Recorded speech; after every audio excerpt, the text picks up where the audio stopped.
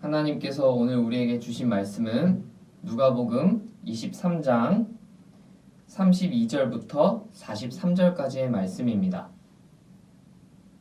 친구들, 이번 주일 본문이 좀 길긴 한데 우리 한 목소리로 함께 읽겠습니다. 32절부터 43절까지입니다. 시작!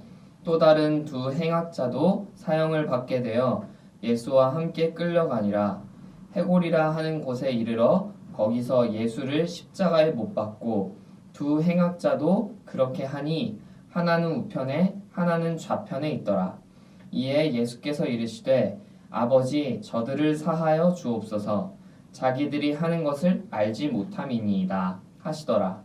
그들이 그의 옷을 나눠 제비 뽑을새 백성은 서서 구경하는데 관리들은 비웃어 이르되 저가 남을 구원하였으니 만일 하나님이 택하신 자 그리스도이면 자신도 구원할지어다 하고, 군인들도 희롱하면서 나와 신포도주를 주며 이르되 내가 만일 유대인의 왕이면 내가 너를 구원하라 하더라. 그의 위에 이는 유대인의 왕이라 쓴 패가 있더라. 달린 행악자 중 하나는 비방하여 이르되 내가 그리스도가 아니냐, 너와 우리를 구원하라 하되, 하나는 그 사람을 꾸짖어 이르되 내가 동일한 정죄를 받고서도 하나님을 두려워하지 아니하느냐, 우리는 우리가 행한 일을 상당한 보응을 받는 것이니 이에 당연하거니와 이 사람이 행한 것은 옳지 않은 것이 없느니라 하고, 이르되 예수여, 당신의 나라에 임하실 때 나를 기억하소서 하니, 예수께서 이르시되 내가 진실로 내게 이르노니 오늘 내가 나와 함께 낙원에 있으리라 하시니라. 아멘. 말씀이 좀 길었죠? 사랑하는 여러분, 한 주간 잘 지냈나요? 오늘은 사순절 6번째 주일로 사순절 마지막 주일이에요. 이번 주일을 지내고 나면 다음 주일은 부활주일이라는 의미이겠죠. 오랜 시간 동안 기독교는 부활주일 전주를 고난주간이라고 부르면서 예수님의 십자가 고난을 특별히 묵상했어요. 고난주간의 시작을 알리는 오늘, 우리도 십자가를 함께 생각해 볼 거예요. 여러분에게 십자가 하면 어떤 모습들이 떠오르나요? 십자가 하면. 교회 와서 십자가 얘기는 듣기는 하는데 별로 와닿지는 않고 그게 뭐가 그렇게 중요한가 싶은 친구들도 있을 수 있어요. 그렇다면 예수님 당시의 십자가는 어떤 의미였을까요? 오늘날 십자가는 교회의 상징이 되었지만 예수님 당시에는 십자가는 굉장히 수치스럽고 창피한 모양이었어요. 왜냐하면 십자가는 죄를 지은 사람 중에서도 가장 흉악한 죄를 지은 범죄자를 처형하는 사형 도구였기 때문이에요. 십자가에 달려 죽는다는 것은 흉악한 범죄자라는 것을 의미했다는 것이에요. 그뿐 아니라 당시 유대인들은 나무에 달려 죽는 사람은 하나님의 저주를 받는 사람이다, 이렇게 생각했어요. 십자가는 쇠도 아니고 철도 아니고 나무로 만들어지잖아요. 그러니까 십자가에 죽는 사람은 곧 하나님의 저주를 받는 사람이랑 똑같이 되는 거예요. 정리해보면 예수님 당시에 십자가에 죽는다는 것은 흉악한 범죄를 저질렀다는 의미임과 동시에 하나님의 저주를 받았다는 의미를 가지고 있다는 거예요.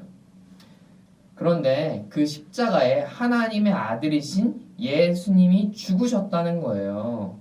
이 사실이 너무 놀라운 거예요. 예수님이 흉악한 범죄를 저지르셨나요? 하나님은 아들이신 예수님께 왜 저주를 퍼부으셨을까요? 예수님이 십자가에 죽으셨다는 것은 대체 어떤 의미가 있을까요? 예수님께서 사형 선고를 받으시고 십자가를 지고 언덕을 오르고 계실 때였어요. 그때 예수님 혼자 그 길을 가신 것이 아니라 오늘 32절, 33절을 보면 두 명의 범죄자가 자기 십자가를 지고 함께 갔어요. 이 사람들은 무슨 범죄를 지었는지 알 수 없지만 예수님과 달리 실제로 흉악한 범죄를 지었기 때문에 십자가를 지고 있는 거예요. 예수님은 흉악한 범죄를 짓지 않으셨음에도 불구하고 그 사람들과 똑같은 십자가를 지고 해골이라는 언덕을 올라가셨어요. 그리고 마침내 그 언덕 끝에 도착해서 그들 사이에, 둘 사이에 못 박히셨어요. 예수님이 가운데에 못 박히시고 좌우에 한 명씩 십자가에 매달린 것이죠. 새 십자가가 나란히 서 있는 모습을 보면서 사람들은 무슨 생각을 했을까요? 먼저 이런 생각을 하지 않았을까요? 예수 저거 착하고 선한 척하고 다니더니 십자가를 쥐는 죄인이네? 그리고 이런 생각도 할 수 있어요. 하나님의 아들이라더니 십자가를 져? 별 볼 일 없네 하며 조롱하는 것이죠. 예수님의 십자가를 보며 대부분의 사람이 이런 의구심을 가졌을 거예요. 그러나 이들과 다른 생각을 하는 사람이 있었어요. 우리 41절을 함께 읽어봅시다. 41절, 오늘 본문 41절 시작. 우리는 우리가 행한 일에 상당한 보응을 받는 것이니 이에 당연하거니와 이 사람이 행한 것은 옳지 않은 것이 없느니라 하고. 아멘. 예수님의 우편에 달린 범죄자는 예수님이 죄를 짓지 않았음을 알고 있었어요. 죄를 지어 십자가에 죽는 자신과는 달리 예수님은 아무 잘못이 없으심에도 불구하고 십자가에 억울하게 달리셨음을 이 사람이 고백하고 있는 거예요. 그렇다면 왜 예수님은 억울하게 십자가에 죽으셨을까요? 구약성경 이사야 53장 12절을 우리 한 목소리로 읽어볼게요. 시작. 이는 그가 자기 영혼을 버려 사망에 이르게 하며 범죄자 중 하나로 헤아림을 받았음이니라. 그러나 그가 많은 사람의 죄를 담당하며 범죄자를 위하여 기도하였느니라. 아멘. 우리가 방금 읽은 구약성경 이사야의 말씀을 이루시기 위해서 십자가에 죽으신 거예요. 죄가 없으시지만 범죄자 중 하나로 여겨지신 진짜 유인 것이죠. 예수님이 죄가 없으심에도 십자가에 죽으신 것에 대해 의문이 아직 남아요. 하나님의 아들이신 예수님께서 십자가에서 빠져나오시면 안 됐나 하는 것이죠. 전능하신 하나님의 아들이 자기 스스로를 구하지 못하고 죽을 수밖에 없었냐 이 말이에요. 우리가 이런 질문을 하듯 당시 사람들도 이런 질문을 가지고 있었어요. 그래서 오늘 본문 35절 직접 찾아보세요. 35절, 36절, 39절에는 예수님을 조롱하는 사람들이 나와요. 그들은 한결같이 너가 구원자면 너를 구원해 보아라 하며 조롱해요. 우리의 관심 그리고 세상의 관심이 바로 이거예요. 너가 구원자면 너가 하나님의 아들이 맞다면 이 고통을 없애봐라. 너가 정말 하나님의 자녀라면 어디 한번 이 고난을 피해가 봐라. 우리가 영화 속에서 그리고 동화나 소설 속에서 보는 영웅들은 한결같이 위험에 처해 있다가 위험을 피해서 살아나거든요. 그래서 구원자라면 자기 자신을 위험에서부터 구해내야만 한다는 생각이 우리 안에 있는 거예요. 구원자라면 고통과 고난을 피해가야 하고 사라지게 해야 한다는 것인데 여러분 과연 그럴까요? 아이러니하지만 예수님은 하나님의 아들이셨기 때문에 자신을 구원하지 않으신 것이지 십자가를 피할 능력이 없어서 십자가에 죽으신 것이 아니라는 거예요. 목사님이 지금 어려운 이야기를 했는데 여러분 집중해서 잘 들어보세요. 하나님은 하나님의 아들인 예수님께 사명을 주셨어요. 예수님이 죄가 없을지라도 세상의 죄 때문에 죽는 사명이었고 세상이 죄 때문에 받아야 할 저주를 예수님이 대신 받아서 예수님이 죽는 사명 말이에요. 그 사명을 위해서 예수님은 십자가에 죽으셔야만 했던 것이에요. 그러니까 하나님의 아들이라서 십자가를 피하는 게 아니라 오히려 진짜 하나님의 아들이었기 때문에 십자가를 져야만 했던 거예요. 구원자란 자신을 구원하는 사람이 아니라 자신의 목숨을 바쳐서라도 세상을 구원하는 사람 아니겠어요?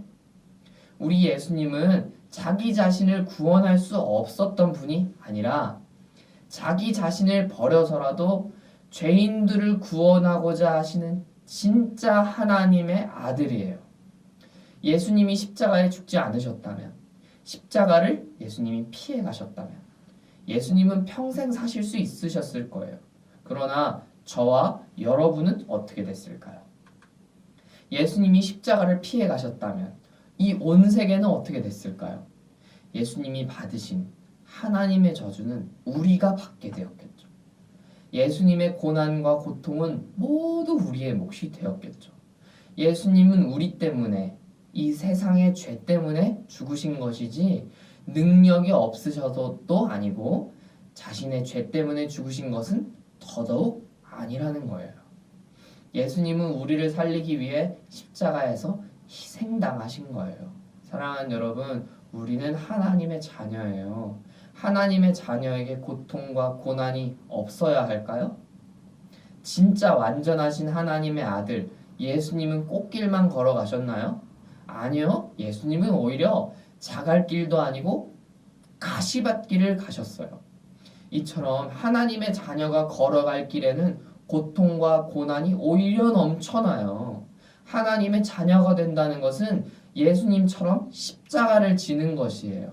십자가를 지는 길은 온갖 조롱과 비난을 받음에도 희생하는 길이에요. 세상은 어떻게 하면 더 편한 길을 갈 수 있을까? 어떻게 하면 나에게 있는 고통과 고난을 물리칠 수 있을까? 편하고 안락한 길만을 찾아가고 편하고 안락한 길을 쉽게 찾는 사람이 있다면 그 사람을 구원자처럼 생각해요.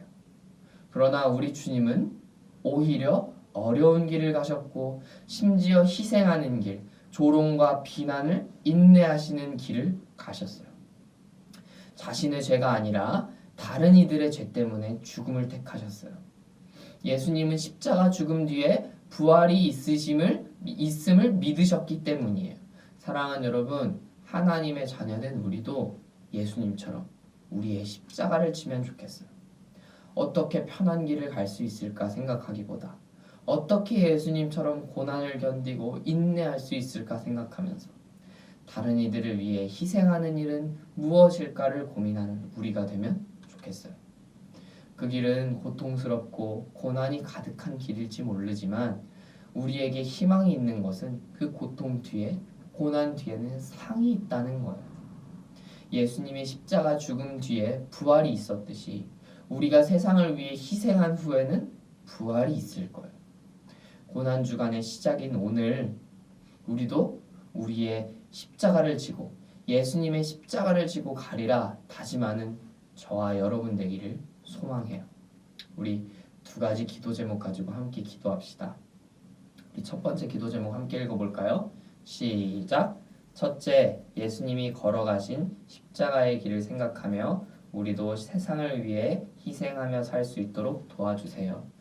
부활을 믿으시며 고통과 고난을 참아내신 예수님처럼 우리도 고통과 고난을 참고 인내할 수 있도록 도와주세요. 둘째, 코로나 바이러스로 인해 온 세계가 고통 중에 있습니다. 온라인 계약도 결정되었는데 현재의 상황에 우리가 할 수 있는 최선을 다하게 하시고 하루속히 백신이 개발될 수 있도록 하나님께서 도와주세요. 이 두 가지 기도 제목을 가지고 함께 기도하고 목사님이 마치는 기도할게요. 여러분은 영상을 잠시 멈춰두고 기도한 후에 다시 영상을 재생하세요. 기도하겠습니다. 우리를 위해 그리고 세상의 죄를 위해 십자가에 못 박혀 죽으신 주님, 온 세상이 고통스러워하고 하나님의 저주가 임한 것만 같은 요즘 날에 우리가 예수님을 생각합니다. 예수님은 아무 죄가 없으셨지만 십자가에 죽으셨으며 십자가를 피할 능력도 있으셨음에도 십자가를 피하지 않으셨습니다. 그 이유는 순전히 우리 때문이었고 죄 많은 세상 때문이었습니다. 그렇게 억울하게 십자가를 지셨던 주님은 우리를 비난하기보다 우리를 위해 기도하셨습니다. 그리고 우리를 사랑하셨습니다. 예수님의 그 넓은 마음을 우리도 담고 싶습니다. 죽음 속에서 고통스러워하는 세상을 위해, 내 이웃을 위해 우리도 희생하며 우리에게 맡겨주신 십자가를 지기 원합니다. 우리가 가는 길이 편한 길, 안전한 길, 꽃길이 아니라 할지라도 예수님과 함께 가는 가시밭길을 용기 있게 갈 수 있도록 우리에게 믿음을 주시고 용기를 주세요. 고난주간의 첫 시작을 엽니다. 부활을 기다리고 기대하며 이 고난주간을 더욱 정결하고 거룩하게 지내며 예수님의 십자가를 묵상하는 우리 모든 초등부 친구들 될 수 있도록 도와주세요. 예수님 이름으로 기도합니다. 아멘. 우리의 예배를 받으신 하나님께 영광의 박수를 올려드립시다.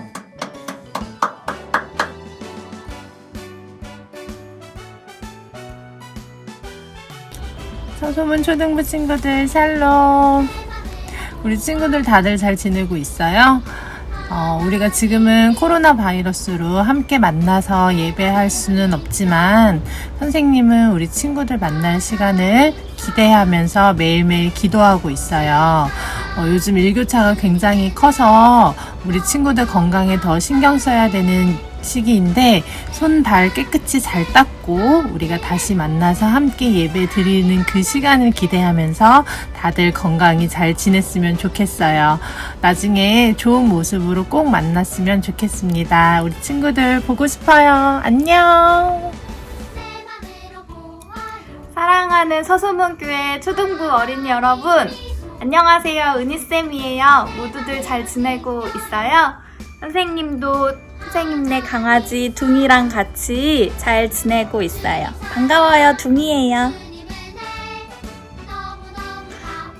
우리가 벌써 한 달 넘게 서로 못 만난 것 같아요. 만나지 못하는 게 이렇게 속상하고 이렇게 아쉬운 일일 줄 그동안 너무 당연하게 생각했어서 선생님도 이 순간이 이렇게 좀 약간 당황스럽고 그런 것 같아요. 우리가 지금 당장 만날 수는 없지만 함께 모여서 예배드림의 그 소중함을 다시 한번 이 시간 동안에 생각했으면 좋겠고 하루빨리 이게 다 모두 안정화가 돼서 다시 함께 모여서 함께 하나님께 예배하는 그런 순간을 기다리면 좋을 것 같아요. 지금 우리가 해야 하는 건 뭐라고요, 여러분? 각자의 자리에서 떨어져 있지만 기도하면서 그날을 기다리면 좋을 것 같아요. 사랑하는 초등부 친구들 모두들 아프지 말고 건강하게 잘 있다가 우리 빨리 다시 만나요. 친구들 안녕.